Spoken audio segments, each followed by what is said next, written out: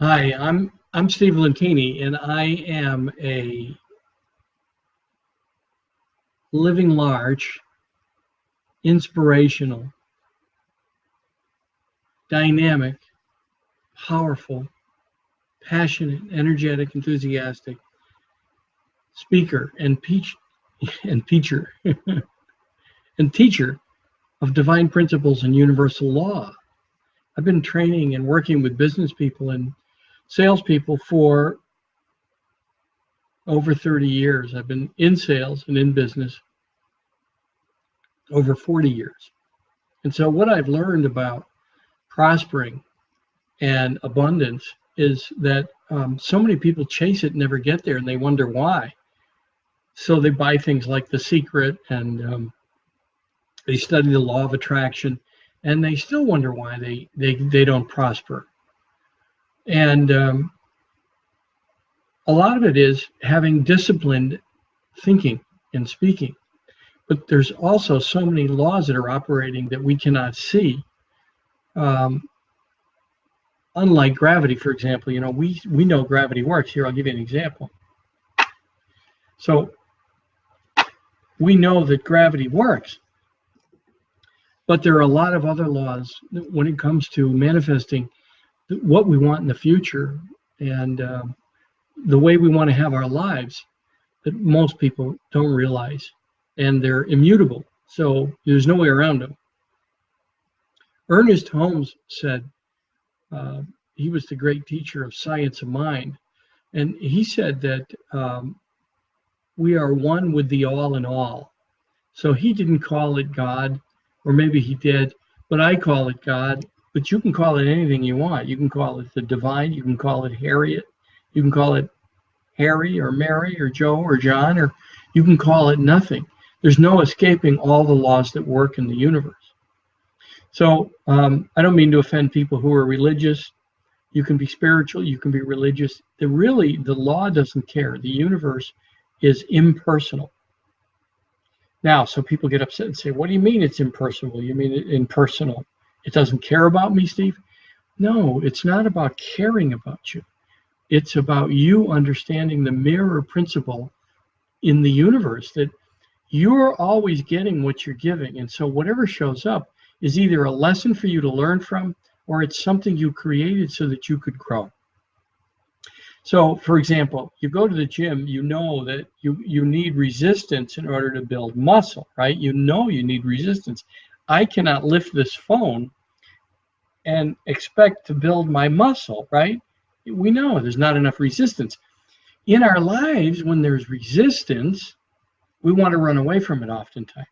And so it's exactly that resistance, those challenges, that we need to be grateful for them, in awe of them, in expectancy of a greater future, because we're going through trials and tribulations.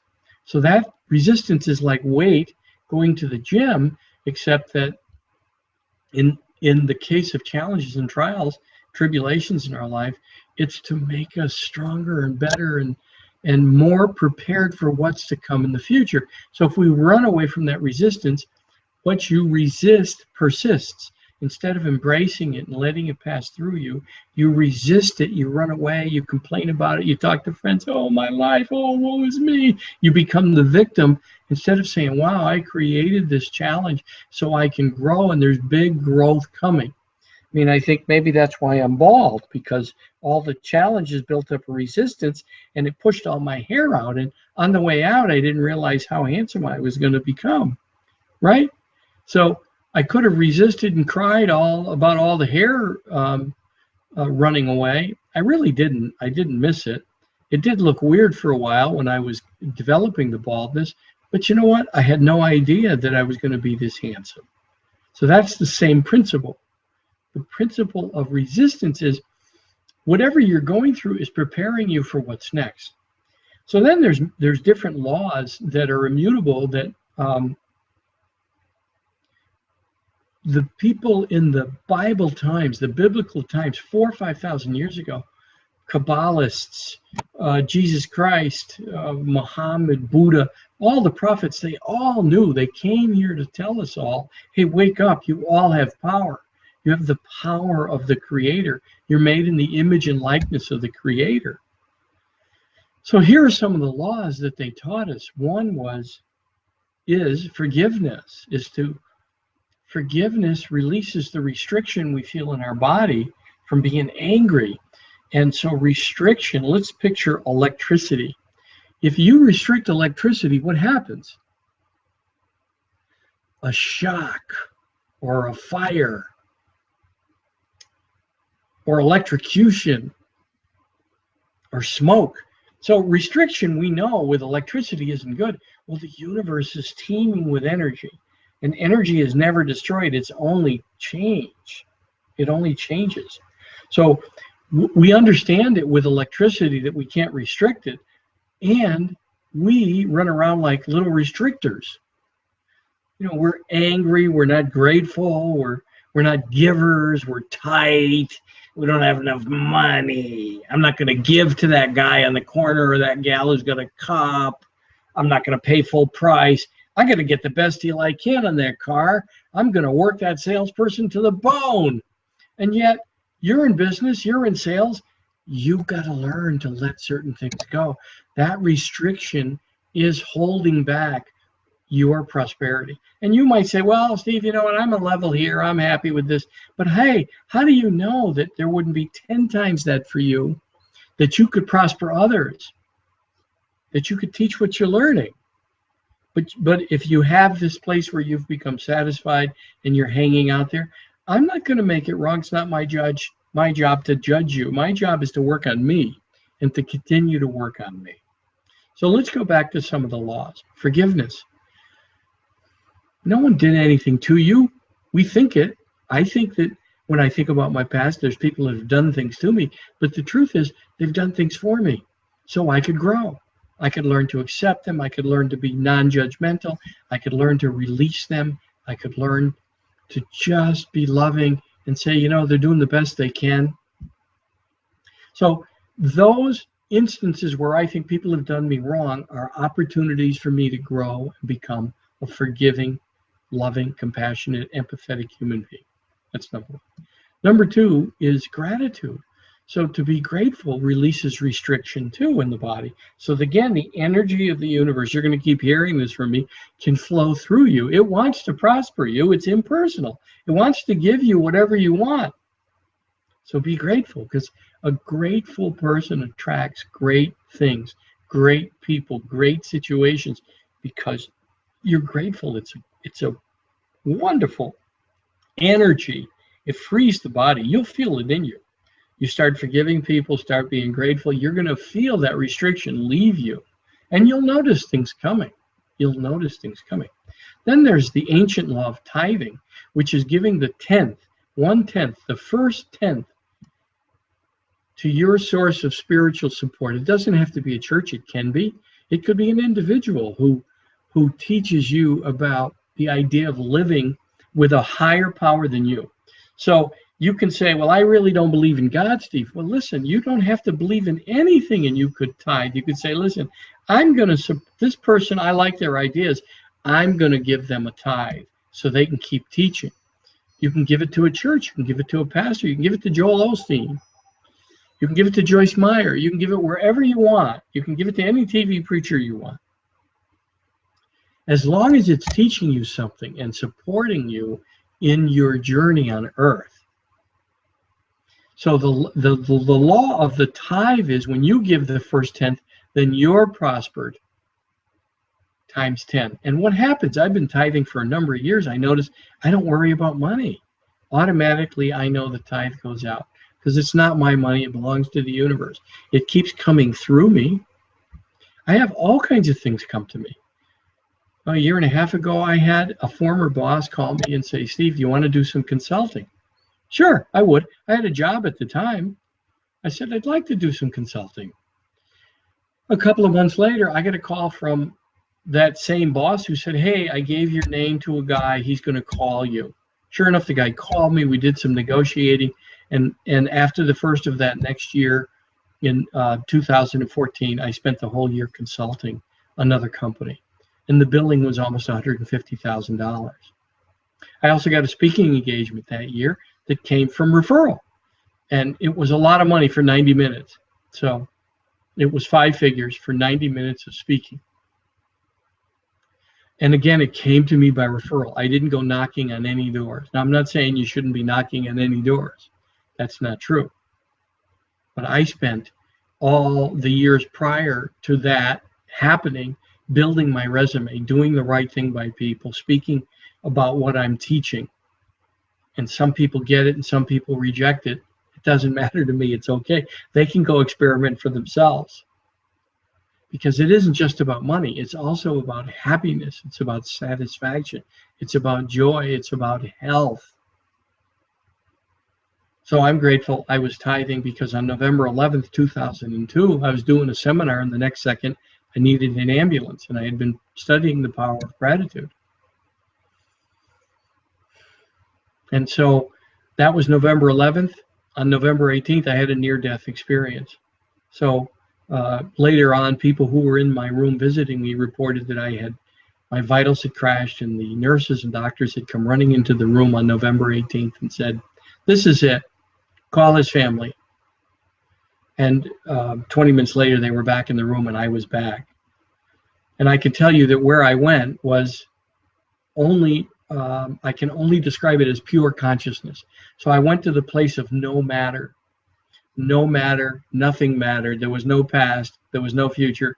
It was the now on steroids. It was the present only. I didn't even remember this existence. There was a life review, and the only thing mentioned were the lives I had touched, which is the good energy. The negative is here in Earth, cause and effect, up and down, night and day, good and bad, black and white, red and green. I don't know if those are opposites, but this is the world of opposites, so we know we're alive. That's how we know we're alive. And the mirror principle is the universe gives us a mirror of us. So all the people that bug us are really a reflection of us. And you say, "Steve, come on. There's idiots in my life. There's assholes, pardon my French. And some of them stink." Yeah, they're not. There are some people that irritate us, but guess what? They're showing us a part of us that we have yet to embrace. So that's the mirror principle, another law that's acting. We can't see it. The only place we can see it is in the result of our life.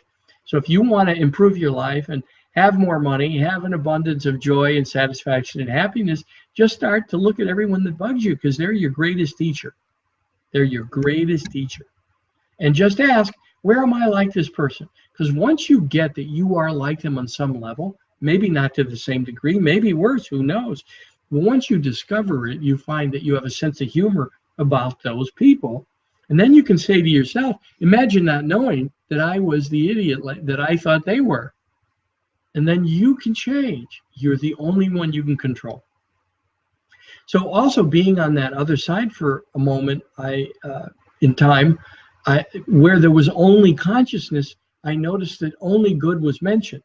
So here in this cause and effect world, this is where we pay the price for everything negative that we do, because this is a cause and effect world. Here,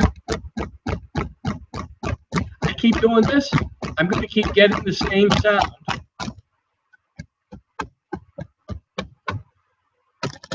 Until I change, things won't change. Until I change, things don't change. And this is a cause and effect world. So when I do something, even if it's knocking, I get a sound. I get something from it. It's the same principle with my life and with all lives. But the only life I can experiment with is mine. The only one that I'm in charge of is me. I'm not in charge of anybody else. And so that's another principle, is to let people have their space, is to not resist things. When people are not going to buy from you, they're not going to buy your business, they're not going to enroll you as a software provider, whatever it is that comes before you, embrace it, accept it. You can just say, let's suppose someone says to you, you know what, I'm not going to buy from you. I don't like your company. Okay, great, that's fair. Tell me what you don't like, and let them tell you.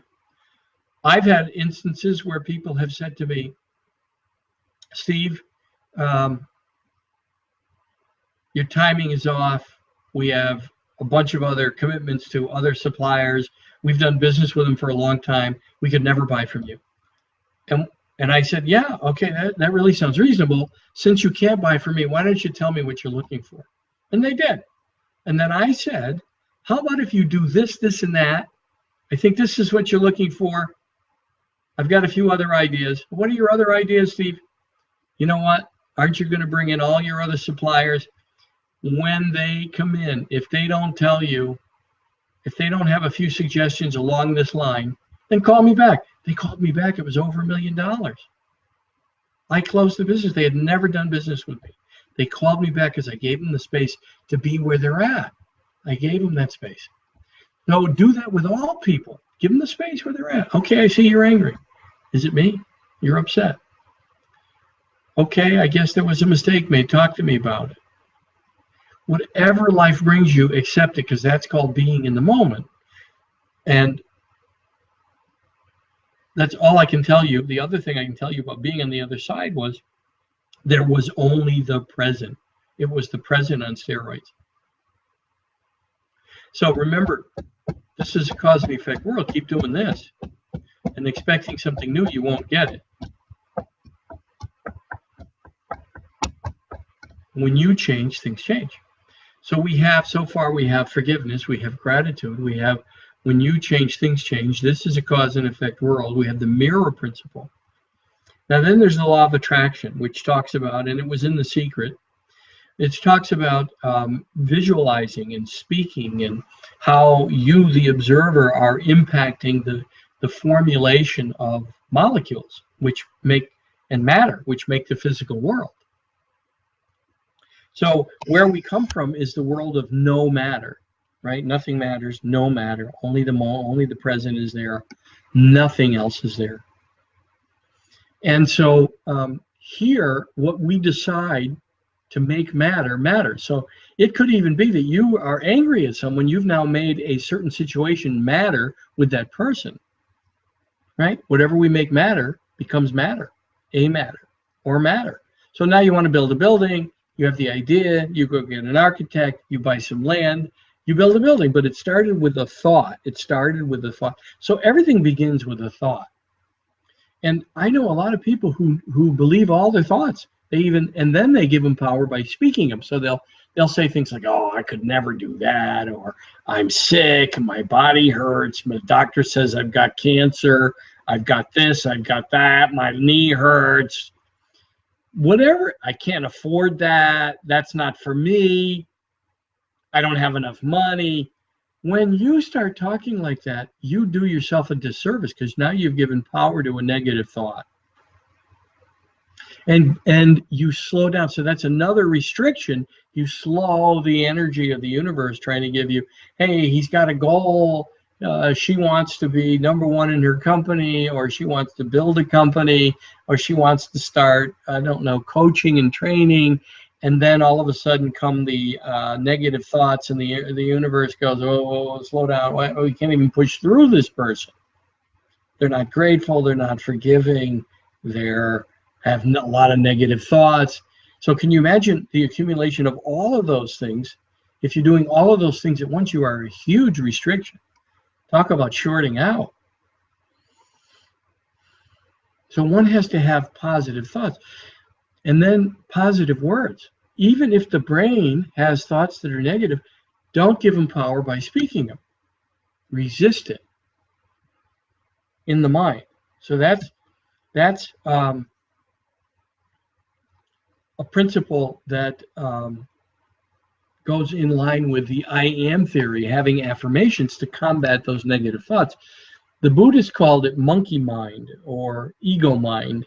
So you can rise above that level of your thinking. Don't believe your thinking. Begin to rise above that level of thinking and challenge your own beliefs.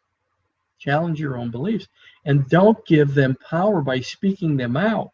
You might think in your mind, thank you for sharing that with me, ego mind, monkey mind, you're dismissed. We're not doing this again. The other thing you can do is you can have affirmations. So I have a book here by one of my teachers, What I Say is What I Am. What I Say is What I Am, by Tony Stone. So I'm going to read some affirmations and give you some idea uh, of how they work. And you'll hear the power in most of them. I am continuously committed to spiritual practices, which selected to keep positive, energetic, and optimistic. It's a good idea, right? Energetic and optimistic, positive. I am grateful for wisdom to have positive perspectives, tools I have been taught, and good company to practice with awake others. I am setting up for miracles, joy, and excellent results. Wow, that's a great one, right? And so there is good progress and a most excellent process. That's great.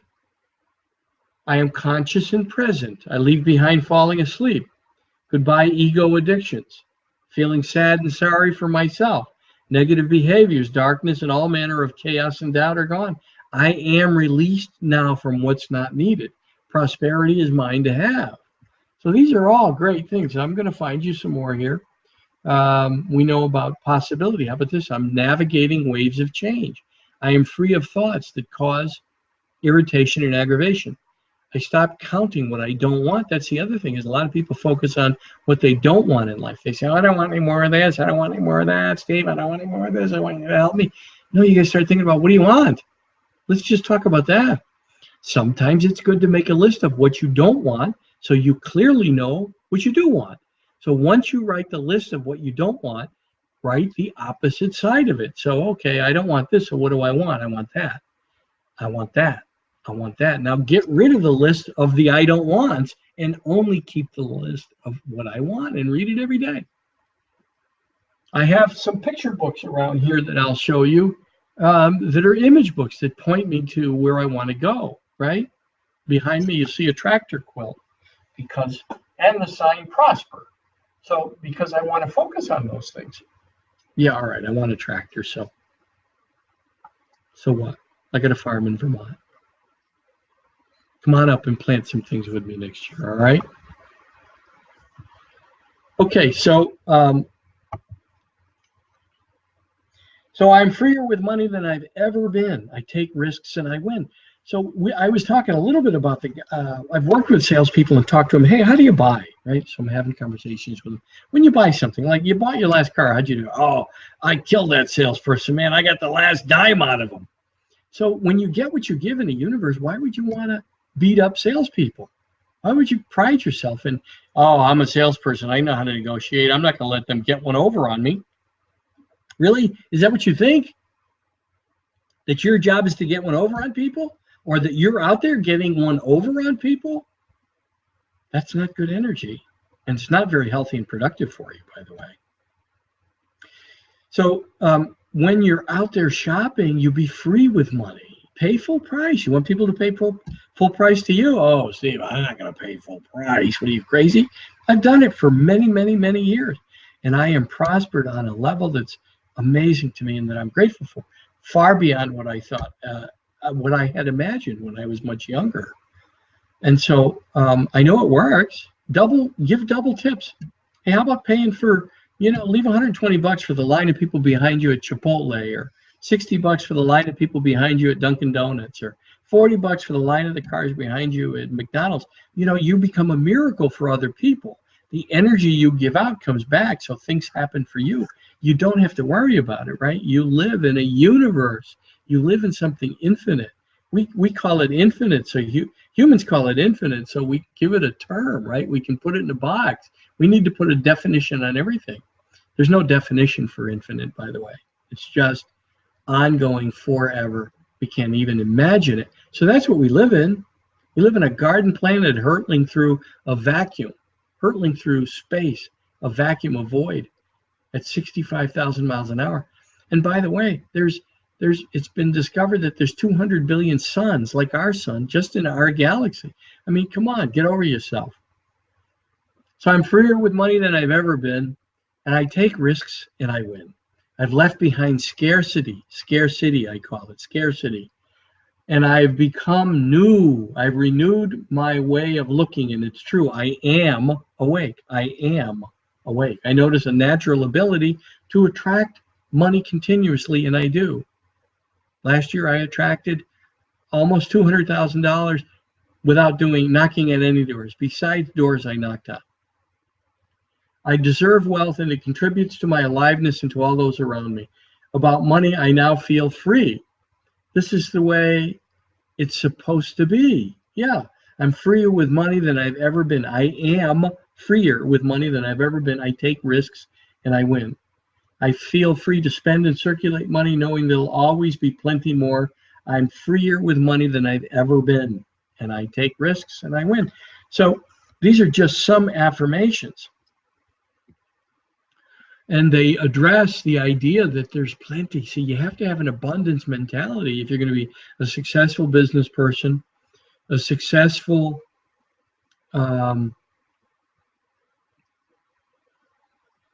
salesperson, success in your own small business. Abundance is available to everybody. I mean, it's the natural law of the universe. If you think about, one of the reasons I like planting a garden is if you think about, you put a tomato in, you start with a seed, it becomes a plant, and then it makes, I don't know, and some of my cherry tomato plants this year produced 400 little tomatoes, and inside each little tomato there was an abundance of tomato seeds. I just cut a small watermelon this big the other day, and it had hundreds of seeds in it. So that's the thing with a tomato, right? One big tomato produces how many seeds? One oak tree produces millions of seeds every year. So why are we worried about what we produce? We have the same abundance to us available, and it's a matter of accepting it in our mind, and we have to break through all the limits. I like to say that from somewhere we all see the horizon is flat. We all see the horizon is flat. So just like in Columbus times, there's still people here standing on the shore going, man, the world is flat. We're going to fall off the edge. I'm not getting on that ship. And you see, that's everybody thinks that ended with the Columbus going beyond the horizon. But I've got places right now where I see the horizon is flat, and I know I have to push beyond it. That's the same for all of us. That's the same for all of us.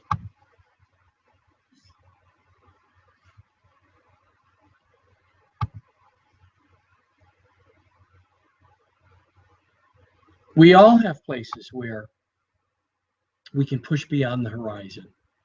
And that's a prosperity principle. That's an abundance principle. To just keep going beyond where you think you can go. Right? Eleanor Roosevelt said, you must do the thing you think you cannot do. Joseph Campbell said, the treasure that you seek is in the cave you fear to enter, right? The cave you fear to enter holds the treasure that you seek.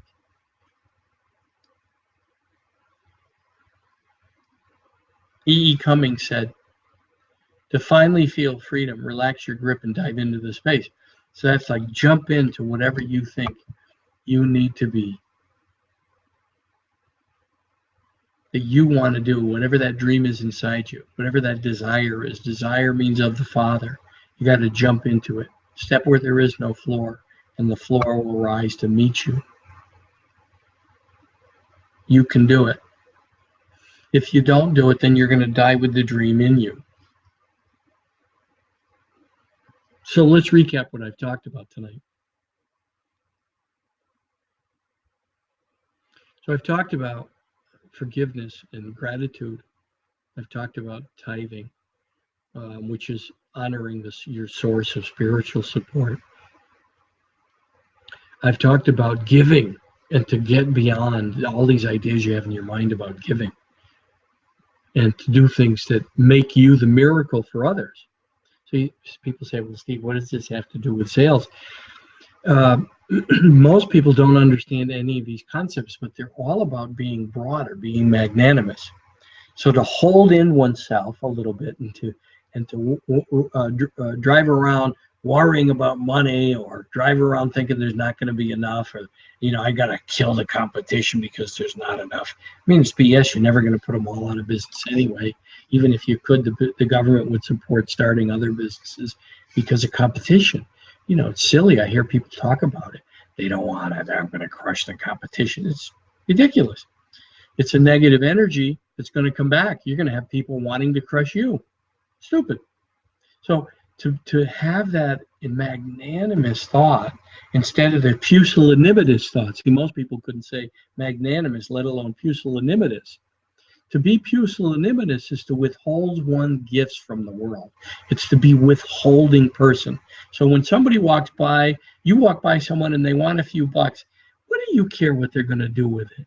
Give them a few bucks. How do you know it's not the universal mirror knocking on your door to show you how stingy you are, how ungrateful you are? Instead of being saying that you're blessed and grateful that you can reach into your pocket and give a few bucks to somebody who just hasn't got it figured out yet. Maybe they never will. So what? They're not your job. You are your job. You are your job. It's your job to be magnanimous. What if the sun held out? I get a kick out of that, right? The sun just gives and gives and gives. Well, people say, well, Steve, it's a star. It was designed to. Really? How do you know? How do you know? So what I can tell you is you manage the energy that you put out. And as you start to manage that energy, you will notice a difference or not. You don't have to make that experiment part of your life. You don't have to. You don't have to give anything. You don't have to tithe. You don't have to forgive. You don't have to be grateful. You can live like a tight ass. How's that sound? With your head up there, too. How about that? You hear an echo? Wake up. Jump into your life. Make a difference for other people. Make a difference for other people. Be there to help people. Help your customers buy. Give people space. Don't judge others. I can tell you, I worked with a couple of companies. I worked with one I could think of, and the egos were so big in 4, 5, 6 people that it was impossible for even the ownership to move around in the building because there was no room for anybody else just because of their egos. And eventually the company had to get sold. So you're always getting what you're giving, and eventually what you put out comes back. So why wouldn't you think about managing it? And some of those tools, it might sound like you've been at church today and not at a business meeting, but the fact is they all apply.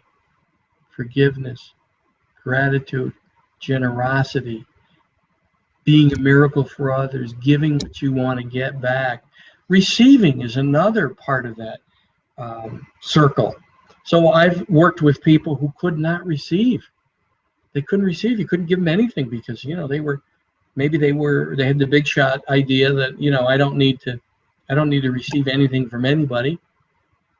But you see, when you give, notice how you feel when you give and the other person receives it well by saying, oh wow, thank you very much, I love it, or you're very generous, or whatever that people say, but they receive it well by saying thank you. Especially there are some people that when you try to give to them, they go, oh, no, I don't need that. No, thank you very much. No. So what you're doing is denying that feeling that you yourself have. When you give, you're denying it of others. So that's a circle. Giving is a circle. So when you give something, you create the beginning of the circle, and you finish it by receiving when it comes into you. And you say, thank you very much. I'm grateful. That's great. We all have to get off this idea that people are doing something to us. We all have to get off this idea that things are being done to us, and get into this idea of an infinite life, a magnanimous life of me changing. Instead of judging others, I change and look at everything as being left at my door as a gift for me to grow. So people say to me, Steve, does the secret work? Does visualization work? The answer is yes and no. So the secret works that as you begin to change, things change, and that you can picture it and you can speak about it, and you have to look at what you're putting out for energy into the world. It doesn't matter who you work for, you're building a universal resume. So never take a bad boss personal. They're there to help you grow. That's a gift from the universe to give you some resistance so you grow. You learn how to deal with difficult people. The other thing is that as you're building that universal resume, right? You're doing the best you can, even for someone who you don't like. You don't like working for them. They're not good motivators. Whatever the story is you have about them, you're building a universal resume by doing the best thing for them, because you live in something bigger. You live in something miraculous. You live in something mysterious. I mean, you got people miles underground with a super collider trying to figure out how it all works, right? They may never figure out how it all works. They're probably as far off today as the Incas and the Aztecs were sacrificing princesses and babies. They thought they had it right. We are so far off from this miracle that we live in. And it's the opposite of what we think. We're here on this earth keeping score. And we want people to, not only do we want them to suffer here for their mistakes, we want them to burn in hell. That is small-minded thinking. Did you ever hear a small pot burns quickly, boils quickly? That's not what made this miracle that we live in. It could care less about judging us. We'll pay here for all our mistakes, whether it would be jail or a mad spouse or a mad neighbor or mad children or mad parents or whatever it is, we're going to pay here. So spend some time thinking about the message and make a decision to change your life or not. You don't have to. See, that's the beauty of it. I mean, I don't care. I'm doing what I'm doing because I love to do it and I know it works. I've experimented with my own life and it's fabulous. I'm grateful. I'm blessed and grateful. And I continue to receive things in my life gratefully, without having to work as hard as a lot of people do. A lot of people say, listen, it's hard work and perseverance. Yes, all of those things are important as long as you understand what you're putting out. Consciously think about it. Take some time slowly to discern what you're going to put out, because what you put out will come back. So remember to think beyond limits. Push beyond that place that you see the horizon is flat. Give bigger than you've ever given. Be a miracle for others. Be forgiving. Be non-judgmental. Give people the space for where they're at. Help them buy. You will not look like the typical business person or salesperson. And that's what people are looking for today. That's what people are looking for. Those are the people that are making a difference in the world. They're making a difference in business. Don't take my word for it. Experiment for yourself. Have a good night. I'm grateful. Thank you so much for listening.